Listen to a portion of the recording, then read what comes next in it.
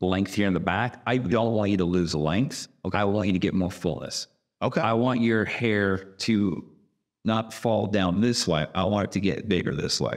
All right. Connect more into the top. All right. That's my goal. Okay. I think a lot of moisture is going to do that. I'm also going to do 2 different styling techniques for your top and to the back part. Top, I'm going to towel dry that and like scrunch it up, and kind of pretty much what you are doing is a really great way of doing that, because you're agitating the hair, so it's going to want to get bigger. Okay. Here in the back, there's this other way where you're going to go through section by section. I'm going to coat it in gel, and it's going to be dripping wet. Okay. And that's how you start getting the individual curls. Okay. So like, And what is that you're putting in it? I'm going to put leave-in conditioner and some gel. Okay, and some gel. So I'm going to use one by Mizani, which is a whole line that's designed for individuals who have curly, high textured, lots of movement in the hair, right? From like curly to coilet. Okay. And you have a really nice tight spiral.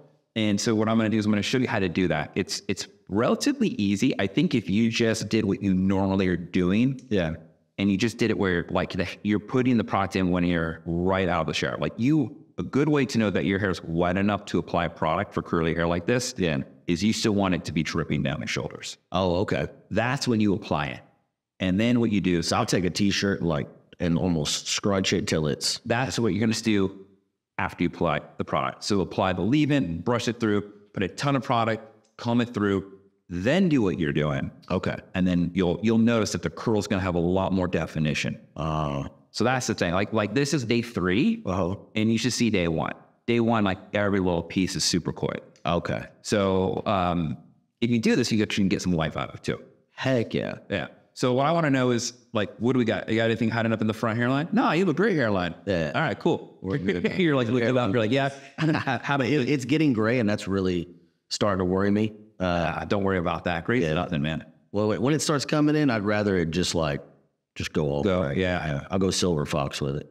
So you got some pretty crazy knots back here. We're gonna come through those. What I want to know is what we got going on about here. So when's the last time you got your hair cut, and what part of the last haircut do you got everything every single time, or you just kind of focus on the sides? Yeah. So I have a guy that did it in Georgetown, and I moved from there like 6 months ago. So now I just I've gone every 3 months. Mm-hmm. I think I'm on like a month and a half, maybe. All right. Because it'll start getting, bush. It'll start getting just bush, which right now it's almost there. Almost there. Right. Yeah. So it's like, I like to keep it. I never go straight to the skin. Okay. I've done that a couple times, and I don't think it looks as good. Yeah. So I like, either like I think at the most a 3 or a 4 usually. Yeah. But that's just from my eye, I always tell my barber, like, dude, if you think you can make it close to the skin and it'll look good, I'm down with it. Okay. So I'm down to try whatever. All right. So here's the thing I'm thinking now is you got these sideburns, and I know you're not going to get rid of. You're going to keep those nice and tight. Yeah. I think whatever you go through here, you want to have at least a good transition of that length up into at least here. And now from here to this little piece right here that's normally cut short, do you like to have it? I've seen these before where it's like a box, almost looks like they did landscaping. Yeah. And this is just disconnectedly short. Yeah. Or do you want this to flow nice into the rest of the hair? I don't know. I've gone both ways. Okay. I think as of late, I've been going where it just kind of like flows into it. Yeah. Because I was doing like a design on this side for a little while, and I'm good with whatever you think would shape my head the best or whatever. I like the idea of the flow just because if you're out on the road for long stretches of time and you're not able to get in, it's going to have a more graceful transition into a longer mullet versus it looking like shaved hair and then everything is growing out with the same amount of disconnection. Yeah. So that's one of the things I was thinking of. Yeah. I like I'm more of a fan of just the puffy flow of it. Yeah. And then mustache. Yeah. Keeping that, I get. Grow it out a little. I don't think so. I usually go, I just don't know how to cut it like this. Okay. And I shave myself. There's probably patches here that are missing. But I like that bushy mustache. That like Burt Reynolds, that Tim Richmond. That one guy that plays in every cowboy movie. He was in Tom Selleck. No, he's in the Big Lebowski. He's like the narrator. He was in Tombstone. Oh, Sam Elliott. Yeah. Sam Elliott. Yeah. But right now I've got this kind of like it's coming down. Yeah. I think I might want to come up with it. You want to stop it, not have it go Yosemite Sam. Yeah, I don't want to Yosemite Sam. Okay. See, it's kind of like, I think it's off a little bit. Yeah, your sideburns are also off too. I'm not that kind of artiste. Awesome. All right, so I'm gonna get you shampooed. Okay. We're gonna come back. I'm gonna get everything. We're gonna start cutting up some hair. Okay. So guess what? We'll be right back. Shampoo time. Let's do the dang thing. All right. We have met virtually through Ben Horn, who's also another comedian. Yep. How'd you get into this? Ooh. Because comedy is, I don't believe there's a comedy school you can go for. It's not like I got a an art history degree, or maybe Most of them go to learn how to be baristas and then transition over. It seems like I think there's more coffee shop employees doing stand-up than there is anything else. I'm pretty sure there's a lot of really great material interacting with the public. 100%. Yep. And it's a job. You get to talk to people all day. So you're learning how to just, crowd work and mess around. I got into it just from being a kid and watching stand up. And who was like your go-to influence for stand up? So Ron White, Rodney Carrington, and Bill Burr. Burr. And Ron White. Yeah. But I don't know who the other guy is. Rodney Carrington is he's an Oklahoma comedian. Okay. He did a lot of Texas. He's he's probably one of the only like cowboy comedians. All right. And but he was he's one of my favorites. There's no like right way to do it. Nope. Like you said, there's no school to go to, so it doesn't seem even possible. And so I just started building power lines and working. And then one day I went to an open mic. And then I was hooked, and then I was like, I gotta keep doing this. Can I ask you about that first experience on stage? Yeah. I want to ask you two questions on your emotions. Okay. One, do you remember what it was like when you first stepped up there? Yeah. And was it a same emotion or a different one when you got off? 100%. I think when I was going up there, I would just, in the beginning, I would get so amped up as I just didn't know what to do. And it was very much like, I don't know what to do with my hands. And so I just get up there like, oh, this is what's going on. This is what happened this week. And going wild and crazy. And just, I found out that if I just did shit, if I just started doing something, people were at least listening. Got it. And then if I could get them listening, then I could figure it out. Okay. And just saying, then I was like, I went through a phase really early where I think a lot of my humor, especially found in high school, was like, just what's the wildest shit you can say? Yeah. Shock. And it'd still be, like shock kind of. And so I think a lot of comedians go through that at first. I definitely did. And so the first, I don't know, it was just like saying some crazy shit and then trying to get them to like me again. And then saying crazy shit, then trying to get them to like me again. And so I think every time I got off, I was very hard on myself. Still am for a long time, or still have been. But yeah, I think getting off stage is like, if you don't do, extremely well, then even when I do like really, really well, I'll have like a good like 2 or 3 minutes, and then I'm like, oh, I should have done this. I should have done this. You immediately start going into with the committee. Yeah, because it's like it's still fresh in your head, so you know what you did. Yeah. So I like to do. I'm scared that I'm either going to forget, or like that was a really good way I said that, but I need to remember that, or it doesn't matter. Yeah. Like have that attitude about it. Yeah. The first time I went on stage, I'd say I felt scared and like I don't know, kind of just amped up, like really caffeinated, but not not caffeinated. Not caffeinated. And then getting off like very like, oh, that was stupid. Why the hell did you say that again? I've always thought it'd be fun to do an open mic night, but I wouldn't even know where to start a joke. See, I don't think anybody does. You don't. You don't. You fall into it. You fall into it. Yeah. I was telling Ben, it's like I never in a million years would ever try to like be purposely funny around somebody who's a comedian, right? Yeah. Because like it's just It'd be like me trying to like show off at the gym with like somebody who's like an Ironman guy. Like, oh, can you do this? Yeah. I'm like, dude, of course I can, idiot. Well, I think that's the thing that people don't like in regular conversation, different than stand up.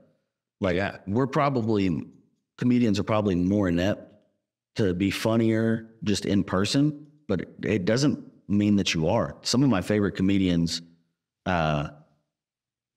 like around town that I think are the funniest are dog crap in conversation. Mm-hmm. Like I can't have a conversation with them because they're either just trying to be funny the entire time. Yeah. That's super annoying. Like if you can't just like have a normal conversation or talk about something else without, you can tell when somebody's running a bit. There's a difference between like just naturally being funny and just being in a conversation and then like intentionally trying to make somebody laugh. That seems dishonest. I was reading. Technically, I was reading because it was one of those videos that has the captions, which I love. Yeah. Because sometimes I'm in places where it's too loud and I don't really know what the video is going to say. Because then you have to be like, oh, crap. Like you can't do earmuffs for an entire room at once. No. But it was Jerry Seinfeld and Howard Stern. Okay. And Jerry Seinfeld was a wild two to have together. Yeah. Well, did you ever see there's one episode of Jerry Seinfeld where he had Howard Stern on as the guest in the car, and you could tell Jerry looks like he's getting quite frustrated. Yeah. Because at one point, I'm like going to paraphrase, like Jerry's like, no, Howard, it's my show. I'm conducting the interview, not you. Like in a way where like Seinfeld's being like strong arming it, but in a very nice way, like, dude, it's my show. Like, I stopped asking me questions. Yeah, it's my turn, you know? But he was, but there's a point in... Can't ask Howard Stern to turn it on. Yeah, I know that'd be impossible, right? The thing with Jerry Seinfeld is he said that he's constantly looking for material. He's like, your curse is also the blessing in a way, right? Man. Like if you're really good at stand-up, that's your blessing, but your curse is you're constantly... He said he's never his authentic self because even when he's with his wife or with his family, he's looking for material. He cannot turn it off. It's bad. It's sometimes... That's what I was wondering is that a real thing? Yeah. Oh, yeah. Like when I go back home with my family, and I think it's weird because if you're really doing it, you're out every single night doing shows. So like you'll take a break, like me for even trying to date. Like I'll go out and I'm like, what do I go and do? Like I'm just, I'm usually just at clubs and then home and then up in the morning and I go out and like do stuff. Yeah, like I try to have an active life outside of stand up just because I want to stay, relatable? Yeah, whatever. Just from like doing something other than stand up because I see a lot of comics that do it and they're funny for a little while and then they just get uninteresting because that's all they're doing. Traveling from town to town, doing stand up, going to bed, waking up in the morning, getting ready for the show. And that's like a very like closed circuit living. Yeah. Yeah. I actually, as an educator who teaches, I always feel that even if I worked only just one day in a salon, I'm going to be more relevant to teaching a hairdresser who's in the salon 5 days a week versus a person who's never in a salon, because at least like I'm experiencing like, hey, how do you talk to clients about this when there's that? Like, how do you do this? And if you're just never in that world, no hairdresser's going to relate to you. Yeah. And if you're just living this box where you're only hanging out with comedians, only doing comedian things, are you trying to make other comedians laugh? Or trying to make like the average Joe laugh? Yeah. I don't know. And I think once you get it down, you can. Because it's okay. Then Dave Attell, he doesn't do anything but comedy and he's the best, He's amazing. So yeah, so I think it's different strokes for different folks, but and I think while I'm young, I still want to get out and because I was at the track. We talked about I worked for a motorsports team. And so I was gone the last 4 or 5 days. I haven't done stand up, and I got 4 shows tonight in Austin. All right, so my hair already feels amazing. Okay, so right here, I'm taking this, and then what I'm gonna do, I'm gonna make this a little bit tighter when I blend up future seconds. Okay. Okay, all right, now I'm just worried focusing more in on your shape of your silhouette here. So even if you were to somehow, let's say you're out fishing, it's a little hot, you let this off your neck. Yeah. It's still going to look good. Okay, cool. Yeah. I'm going to clip this out. I'm going to work on your top, and then I'm going to clean up the back, and then we'll do a little drying. I'm going to shave all the teen wolf off your neck. I'm sure it is, man. It's hairy. Hell yeah. Tailgate. I call it Texas tailgate. You call it the what? The Texas tailgate. I like that. So, man, I can't believe it's over my eyes. Yeah. It's wild because it doesn't seem when it's all, curled up and bushy. Yeah. It's only like an inch off my head, maybe 2 inches. So are you from Texas? Native Texan? Yes, sir. I was born in Alpine. Where's Alpine? West Texas. You know where Big Bend is? I know of it, yeah. I was born in Big Bend National Hospital. Okay. Moved all over Texas, East Texas, Central Texas, South Texas. I've never lived in North Texas. Okay. Would you want to at this point, just to say you've lived in North Texas? I think that's where I want to go to retire. Really? That's where I want to go to die. I'll go, not Florida. Air Ranch. No, I think I'll spend some vacation time in Florida for sure. I was just in Florida. I was in, Fort Lauderdale? Yeah. Nice. I've always liked Florida. Florida's good. Florida's fun. A lot of people that look like me out there. And near Daytona? Yeah. Well, I mean, all over. Florida, similar to Texas, has very vast, vastly different cultures and, groups of people. I think it's cool. Yeah. If I could have a time machine, I would go back and tell me when I was in my 20s to just move to Miami. Oh, really? I'd be go to Miami. Yeah. I had a blast when I was in Miami.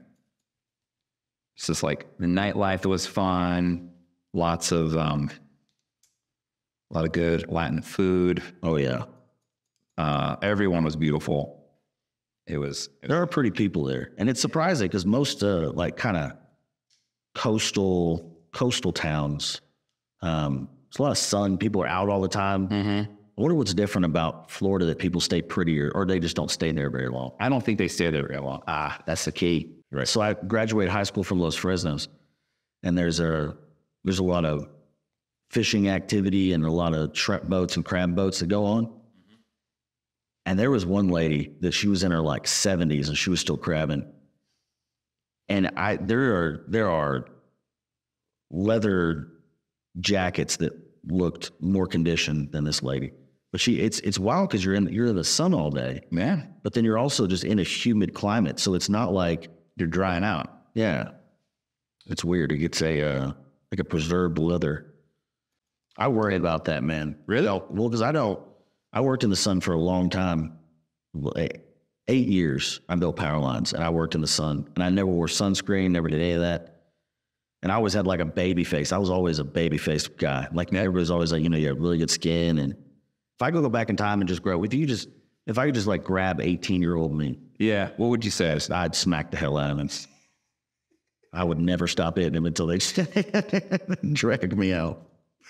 They say all the advice, makes you who you are, but I'll definitely tell them take better care of yourself and go to the doctor every once in a while. What do they know? What do they know? But they didn't tell me anything. Anyway. We're getting to the fun part where I'm going to start playing with your party. All right. So we're just going to go through and get that. It's got my business side handled. All right, it's starting to look. Yeah. It always scares me when I see it go flat. I don't know why it scares me, but it's just it's not coming back. Let's go. Don't worry, Samson. It's coming back. There it is. All right. Yeah. It's got to do that. All right. So let's hit the back part. Actually, I'm going to clean up all the monkey fur. Yeah. Do that. And we got a show that we're working on called The People You Know. Okay. That's where we're filming for fishing on Sunday. So this haircut will be perfect for that. What's the premise of the show, People You Know? So it's Uncle Laser, Bianca Ferrato, and myself. Okay. And we are going places and It's kind of like not a travel channel like thing because it's all just kind of nonsense. But like we learned how to shoot guns. We taught Bianca. She'd never shot a gun before. She's from St. Louis. So we took her out shooting a gun. Yeah. And she found a guy with a castle. And so we went and saw the castle. And it's just like, this guy has a medieval catapult and a drawbridge castle on his land. Yeah. Which went and checked that out. It was really cool. Learned a lot about it. There's a blacksmith forge that guy knew. And the guy showed us how to make a knife with, actually went through the whole process of making a knife and did that. It was pretty neat. Is this all here in Texas? So far it's here in Texas, and then we're going to do, we're touring all around, the country. Why does it go and all? And so we're just going to do we're going to do an episode in Louisiana and then go to St. Louis with Bianca, because Laser and I are from the South. We're from Texas. So. Is St. Louis not considered South? I wouldn't consider it South. Because I'm from Southern California. I've always told people, I'm from the South. I'm from the southern part of California. I'm from the southern part. Yeah. Because I think Northern California and Southern California are like two different Californias. Yeah. I think, and a lot of us don't, from Texas, I saw California was gorgeous this weekend. And I almost hated saying it every single time, but I was like, I drove up all the way from Bakersfield. We drove from Chattanooga to Sonoma, but by way of, we came in off 40. So 40 dumps out to 5 outside of Bakersfield. Yeah. And we took 5 up all the way past San Francisco, and then we cut to Sonoma because it's right across the bay from San Francisco. Oh yeah. Which is a wild track because it's you got mountains on one side and you've got a swamp looking just like dirt Delton on the other side, leading into the bay, Yeah. And it's there's grapes on one side of the road and oranges on the other side, and then sheep in the mountains. It's crazy. Yeah, It's crazy because growing up in Southern California, you have the beach and you also have the mountains, right? Yeah.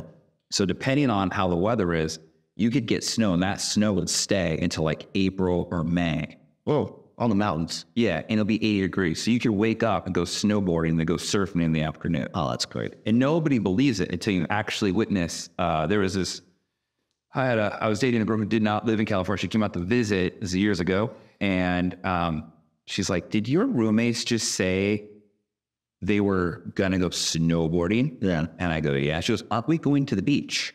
And I'm like, and she's like, you're not playing a joke. I'm like, nope. And then we all came back with sunburns. Oh, geez. We were at the beach, totally sunburned. They were snowboarding, all the snow. And people would snowboard and ski in bathing suits and shirtless. Oh. And getting, you get a tan. It sounds crazy, but it's... As long as you don't fall over. Would really ever... Ice burn. Ooh. Yeesh. All right, so what I'm doing is a little different. I'm actually giving you a little bit more shorter layering up and through the back here. Okay. So you get some of that springiness at the top, so it doesn't hang flat. Perfect. Yeah. And it's not a very technical thing. It's just find where that weight is, that heaviness, and just sliding the scissors right there. And then it is wild to watch you you're cut off because you can't feel hair. You can't feel it now. But in a way, it's wild to watch somebody cut something off your body. Same thing with the nails. Yeah. You can feel the pull. You can feel the pull for sure, and the cut of it. It's very interesting. We're not done, by the way. I'm gonna have to go through and re-wet your hair. Okay. So we can get those nice curls going on. No. But I want to get this part, that flow, going back.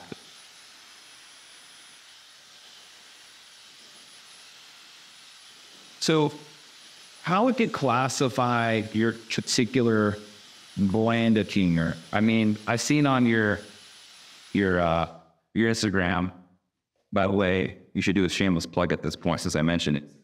Oh, it's Dean Stanfield. Yeah. So it sounds like Dina Stanfield. Dina. Who's Dina? I did not know. It's my name is Dean Allen Stanfield. And so Dean Stanfield was taken. So I was like, I'm just going to shorten it to Dean A. Stanfield. And then I didn't think about it altogether. It's just Dina.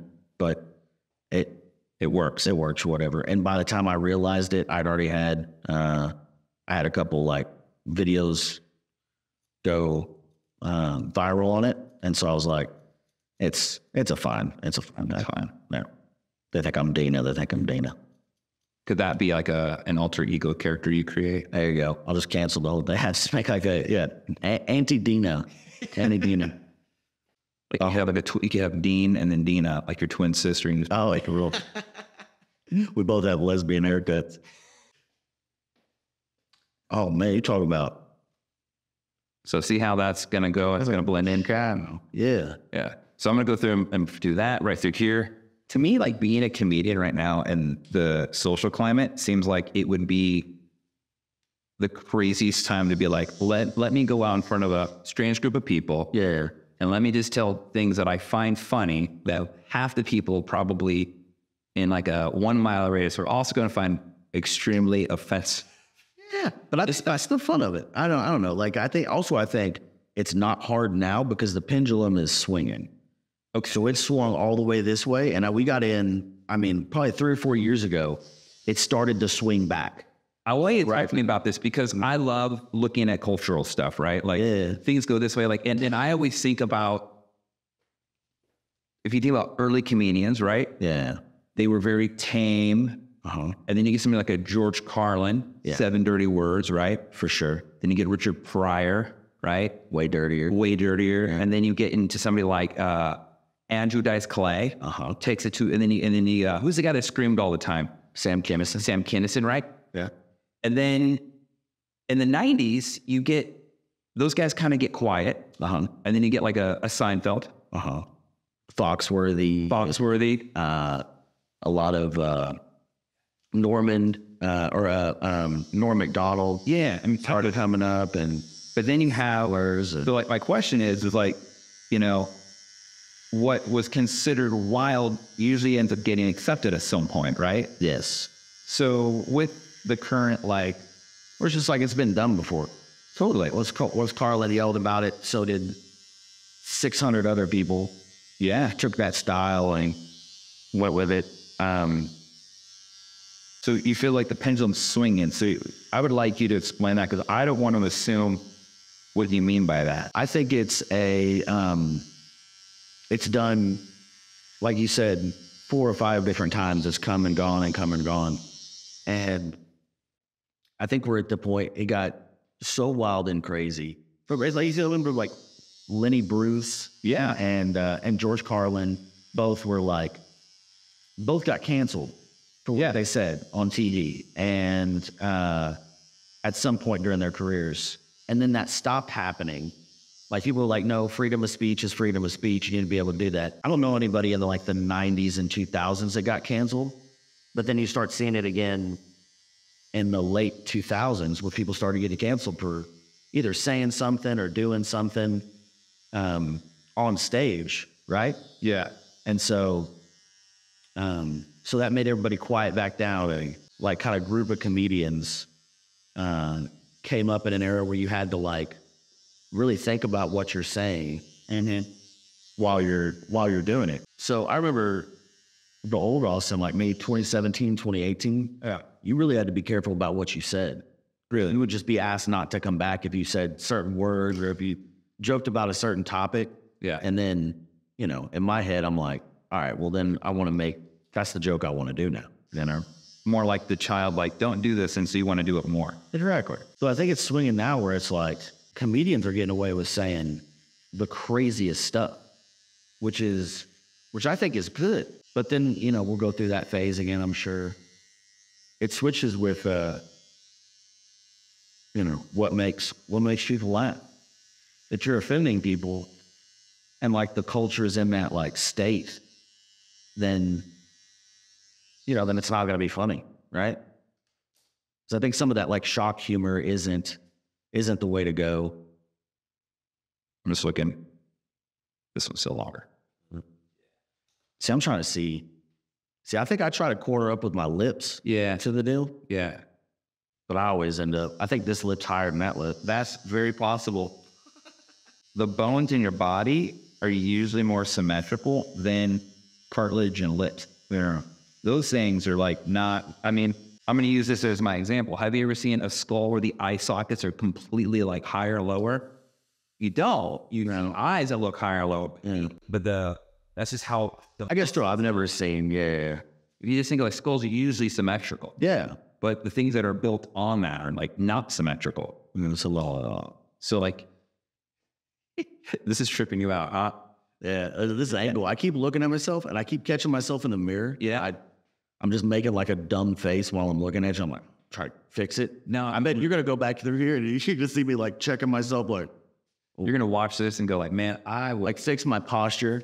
I will watch like maybe once through to make sure I didn't say anything I don't have to worry about. Yeah. But it's hard to watch yourself that much.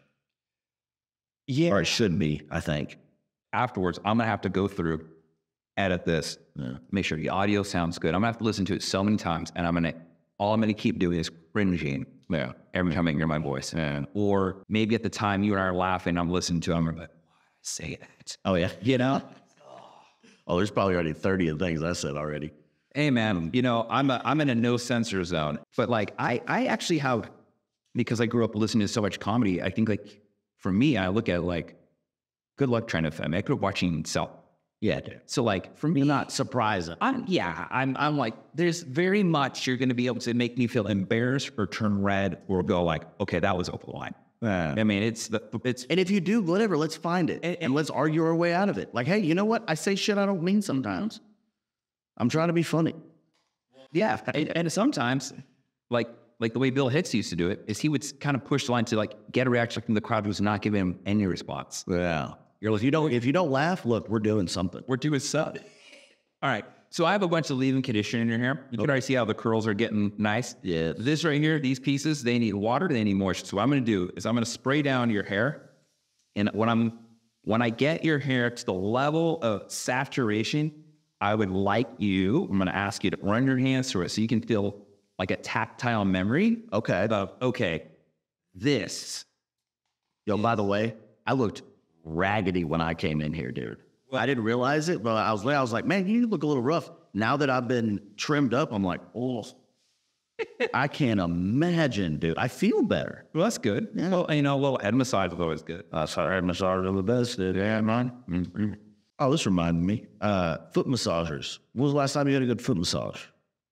Don't know. Don't know? Man, there's I was at the airport and I stuck my feet in they had like one of those little massaging chairs. Yeah. Just about changed my life. I would love to go through and do more of that kind of stuff. I just never think about it, right? Yeah. And like I always see the express massage thing when I'm at the airport. Yeah. And I'm like, you know what? I should do that. And I look at the prices. It's like $95 for 15 minutes. And I'm like, no. You're playing. Well, see, I was walking around and I had taken my anti-anxiety medicine before I got on plane. And I just realized, like, have you ever been late to a flight and missed your flight? I overslept. I've done that once. Dude, I got there. I did it one time, and I'm like, now I will be there 3 hours early to every flight because it is a misery trying to figure out how to get home. So here's what I'm looking at. See in the mirror? Yes, sir. See how that looks like a standard men's haircut in the front? Yes, sir. Now we got Travis Tritt. So that's what I'm going for. I know. Actually, he did a really good cover of Charlie Daniels' song Live. It's just him and his guitar. Yeah. Long-haired country boy. Oh man. Well, you know the song. Yeah. Have you heard it done by him? I don't think I've heard it done by Travis Tritt. It's great. It's really good. All right. So here, touch the back. I want you to feel how wet this is. You could. Oh wow. Okay. Yeah. You feel like you can wring out water. Okay. When you feel like you can wring out the water, that is the perfect. Let me repeat that. That is the perfect amount of water in your hair in order to get these curls to pop out. Really? Yeah. Okay. Because I've been drying it way past the point of that. That's great. Damn here, dry. Okay. For here, you want that to be kind of rough and big. You want the puffiness on top. You're not looking for perfect ringlet curls. You know what I'm saying? No. But back here, we want to do that. Sorry. So here we go. You know what I'm going to do? Huh. I'm going to I feel like I should almost turn you around. So if you ever want to see how to do your hair, you can just watch. Just watch this. Just watch. That's hot. Right. Can we do that? Yeah. Okay. Yeah. Hang on. I'm gonna spin you around. Okay. All right. Yeah. Bingo. All right. Let me just make sure it's in like focus. Yeah. All right. Good. All right. So what I'm gonna do is I'm gonna rub the pot in so it's like nice, and this is a gel. Yeah. You want the gel to get nice and foamy like this. Okay. All right. And what we're gonna do is we're gonna just put this through. How many hours before I have to be on stage should I do this? Is this like should I do it at noon? Should I do it if I've got a 7 o'clock show? If you have a 7 o'clock show, you could do this right now. Really? Yeah. Okay. It's not going to take all day because I'm using a dryer. That's the key. The dryers is where it really works out. All right. So here we go. Take this. I'm going to wiggle it back and forth. Yeah. And what I'm going to do is I'm just going to place it. I'm not pulling it out. I'm not going to shake it out. And I'm not going to do one of these where I'm shaking it and sending it off. We're going to shake it in place. Okay. Okay. And I'm going to do this in horizontal sections. Yeah. Okay. I'm going to basically put this in here again. More gel. And would you do this every day or would you do this? You don't need to do this every day. Yeah. But if I did it on like a Friday before a run of shows? Yeah, you'd be fine. Also, I haven't told anybody this yet. Uh-oh. And what's your recommendation on it? But I sleep in a bonnet. That's fine. Okay. I got a silk bonnet. And I noticed I started wearing it. And first of all, my curls started looking way better. And it didn't get all matted. Yeah. I can just wake up the next day and my hair was already felt good. Felt like I just put some water in it.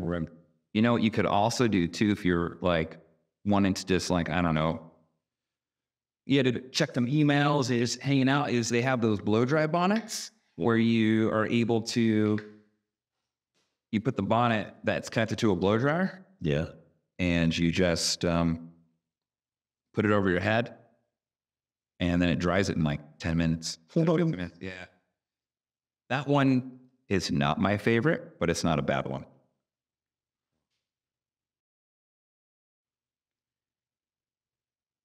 What is this painting? Oh, the painting on the wall? Yeah. Okay, so that is a signed lithograph of H.R. Geiger. H.R. Geiger is famously known for winning an Oscar for the set design in Alien. So all that creepy alien stuff he had actually designed before the movie. And they just used it. Yeah. And so this is the cover of a movie called Future Kill. Like a B sci-fi movie. Okay. Funny enough, a guy I know who's really into art, he saw this and it's like, man, he's like, you know that they filmed that movie, Future Kill, here in Austin? And I was like, what? Exactly. I didn't know that. It's a total crazy B movie. And so I bought this when I was still living in California. So I think it's funny that, you know, it's still connected to Austin. And I just like his artwork because he did all that with a, what's it called? Airbrush. Wow. So that's all airbrush. Yeah. And one of my buddies, what he did for a number of years is he worked in stores out in LA that he dealt with like rare books.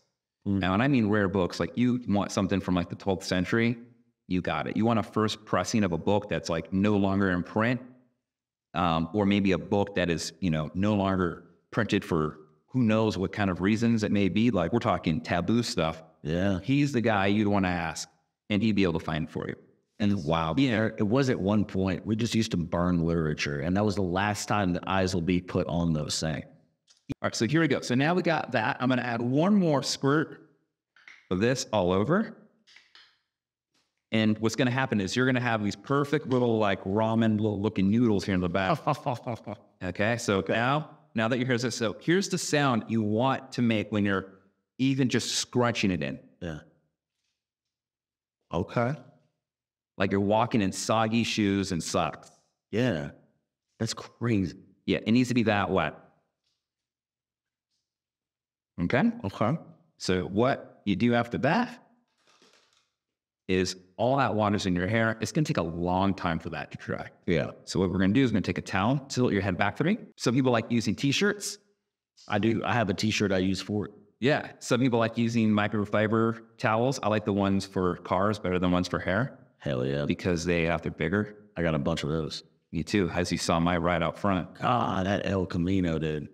It's the molded of muscle cars, man. Is it a car? Is it a truck? No. That's both. It's an El Camino. That's an El Camino. It's like, is it a short haircut? Yeah. The long, okay. It's a mullet. Yes. Yeah. So real quick, just right now off the bat, like see the back, see all those curls are coming back? Yeah, they are. So yeah, you're gonna be super curly. Wow. All right. Hell yeah. Now I'm gonna diffuse this. Okay. But I'm gonna do one thing. This is my thing. People don't like this. Okay. There's gonna be controversy in the world of curly world. Let's do it. All right. Let's do it. Let's get controversial. I like putting a little bit of hairspray. Okay. Let's do it. So what I found with a little bit of hairspray, it helps expedite the drying time. Ah. And I'm using a really light hairspray, and I'm not saturating till I'm using all the gel as the whole. I'm using that just to help speed up the water, expedite the water.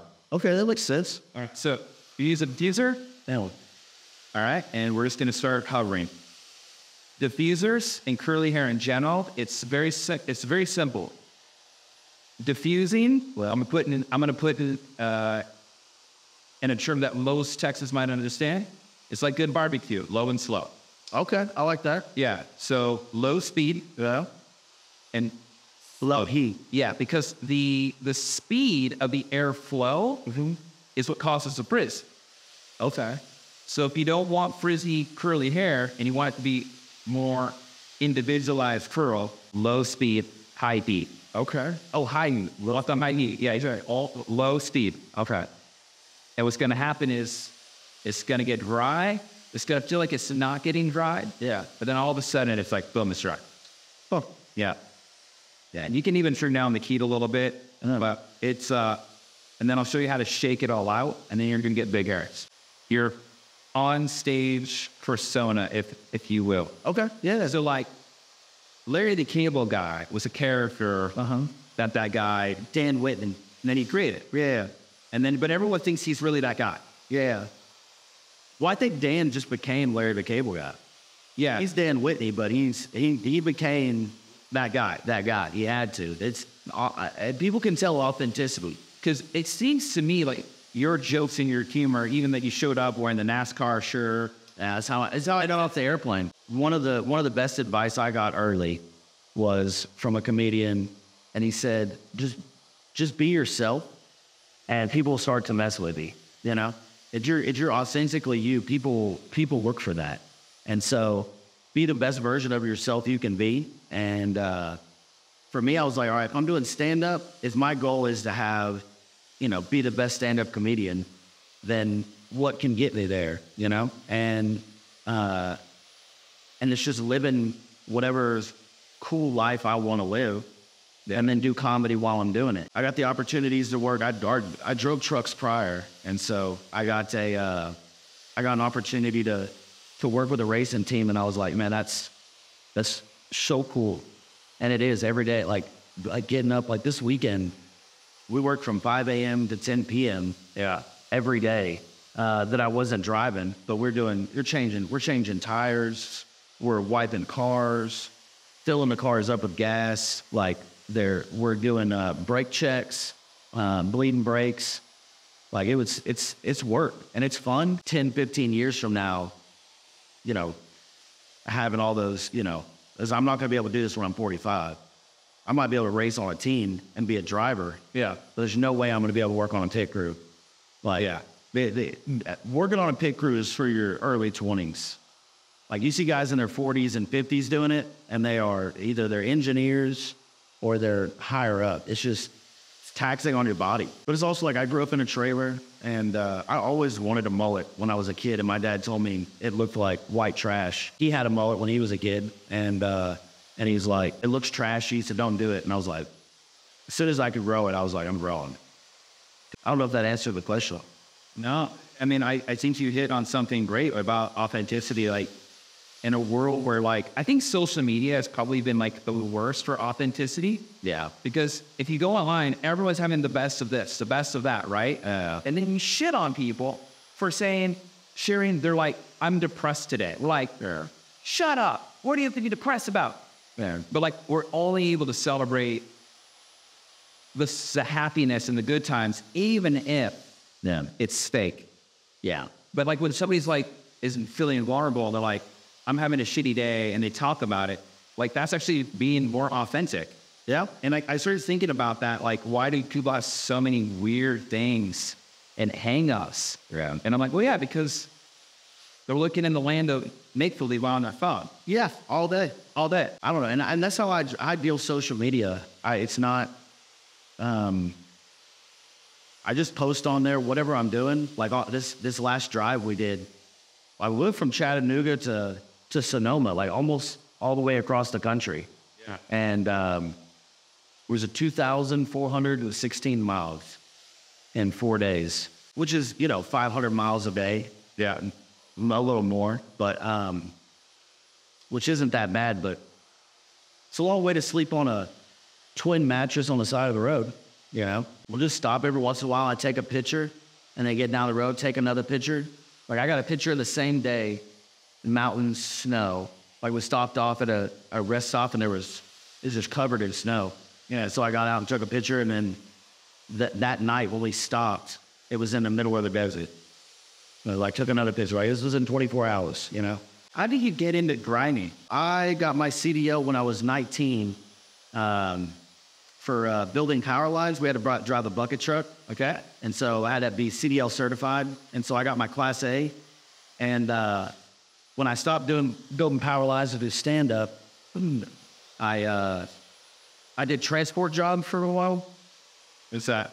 It's just like you pick up a load and drive it to wherever they need it. Okay. Like somebody says, I need a car in Colorado and I'm in Florida. Well, I fly to Florida, get in their truck or rent a truck, or use their truck, and then they fly out there and I drive it. And then I showed up for one of those jobs, and it was a racing team called W2W, and I showed up with a mullet, and they were like, dude, we need you to do this job, but when you get back, if you want to work for us full time, I was like, I'm in. 100%. And which is cool because I've always been in racing. My stepdad worked for a racing team and has loved racing. So that's how I kind of bonded with him, was through that. So I grew up watching it, but I never got to see the inside of it. So I mean, now I know all about drive lines and everything, the camber of the vehicle, and like I know how to use a laser setup wizard, which is like, I don't know, fucking $200,000 machine that we use to align the vehicles. So all of that, like it's like we work 10 to 12-hour days, sometimes 16-hour days. Yeah. But it's like you're working on race cars the entire time. But it doesn't feel like work because you're interested in it. Yeah, and it's heavy and hard work, but you're enjoying it. You're enjoying it, so it's like whatever. I think that's actually like a huge thing. People are like, oh, but it's a lot of hard work. And I think people focus on like the physical exertion of a job. Yeah. And not like, well, did you have fun doing that? Yeah, I was picking up race car tires all day and slapping them on. It's like, that's so cool. I'll do that 1,000 times. I would rewire my El Camino with a buddy of mine last spring. Yeah. And I remember I was telling my wife, I'm like, I could see myself just rewiring cars and getting paid for it. This is just coming out. Dude, the process of this is going to look so cool. Coming from being, I mean, I apologize for that. You didn't see that on camera, but there was some knots in your boy's hair. I'll never come into a salon without brushing it out for sure. Golly. See, and I was going to ask you today, one of the things is I have a roommate. His name's Uncle Laser, on Instagram. He's not that popular, but he's got a mullet too. He lives with us, and he gets his perm. Yeah. And I keep telling him, dude, he has naturally curly hair. And so I'm like, man, you don't have to get it perm. Well, it depends, because if he wants it to be tighter than his natural, then yeah, he's going to need it to be perm. Okay. But it's his, and also like if his hair is inconsistent and it's more wavy, curly, like your hair, very curly. Yeah, I got lucky. You hit it for sure. Hit the jackpot. And the cool thing is you like it. Yeah. Now that I have like that cast, like that parted hair. Yeah. Now we can go through and just nuke it.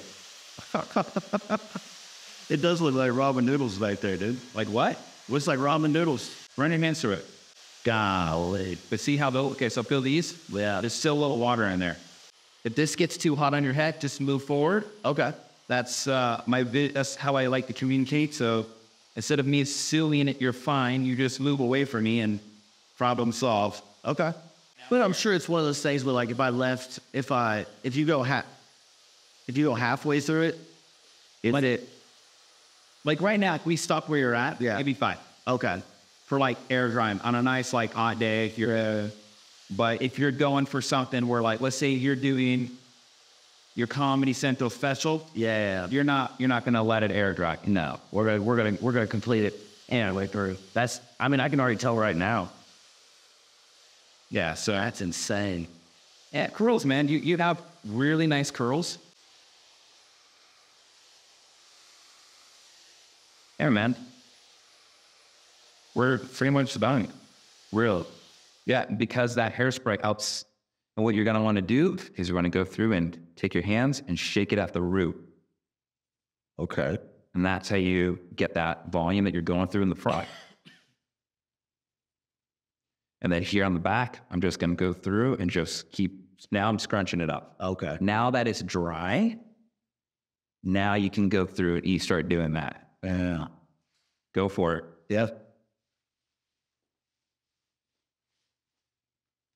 So I usually like come back, let it. Yeah. Like,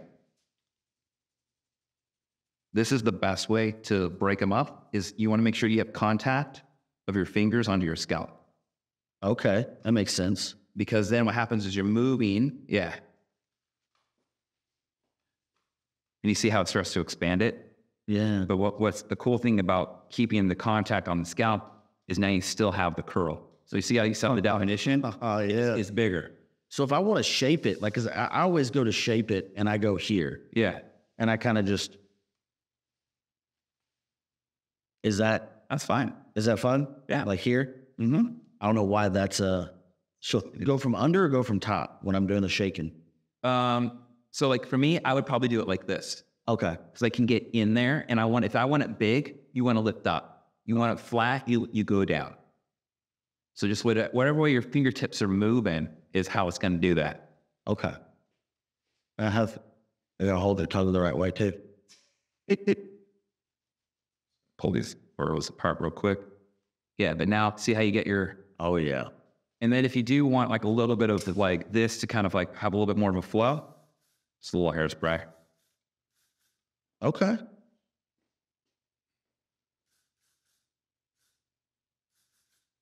I mean, that's how ladies got the big poofy hair in the back of the day, right? Yeah. Yeah, but putting the product in when it's wet like that, as you saw, That's huge difference. Huge difference. That's insane. Yeah. That's not even the kind of the same haircut that came in here. Oh yeah, buddy. Got your $1 million mullet. There it is. Golden. All right. So, trim up your mustache and call it a day. Yeah, I'm down with that. All right. It's so funny. People are always wondering about like mustache work. And I'm like, dude, it's not weird. And then like these guys right here in the nose. Oh, I bet. All right, look at me real quick. There we go. Hang out. I don't think you want the nose hairs as I just go through and clip your lips. Disinfection. Oh, there you go. Yeah. So this is for. All right, so here we go. This is last. I'm just going to even this out. I'm going to pick it right here at the bottom of the lip, okay? Because you don't want you somebody saying who said, Sir. Smugging on that. all right, I mean, this side is a lot longer. So I'm just going to knock that out. There you go. Heck yeah. Look at that five. Well, you got your curls, you got your mullet, you got your mustache. You feel good? Yeah, it feels great, honestly. Cool. Oh, it's got that poofiness. I'm gonna be out of control tonight. I'm gonna get your power back. Got my power back. Look at that. All right. Well, thanks, Dean. Yeah, man. And we'll do this again. Yeah, I look forward to it. I might do the mullet. I think I'm gonna do it for a little while longer, but Dude, this is such like a staple of like visual identity. yes, it is. It's like, And it's I think certain comedians, like, because of like Brian Posehn is like 7 feet tall. Yeah. You know, like, so like that's his identity. Doesn't matter if he's a beard, no beard, he's gigantic. So there's certain people with their physical, either their hair or height or weight are such like a iconic connection to somebody. Yeah. It's like if you got rid of this. we're like, I'd have to rely on being funny. No, but like it kind of like it all goes together. It does. It It goes works really like, well. You go like, I bet he's gonna make a NASCAR joke. Yeah. Awesome. Hey, thanks, dude. Appreciate you for having me. Awesome. Yeah. Look forward to it. All right. One more time. Do you have a website or is it just your Instagram? Right? So my website, deanallenstanfield.com. You can find that. I'm getting that GoDaddy figured out. We've had some problems, but we got the shows coming back up there. For now, Instagram, Dean A. Stanfield, TikTok, Dean Allen Stanfield on Facebooks, and go check out the YouTube and look forward to the show, The People You Know. All right. Cool. Awesome. Thanks, man. Oh, yeah.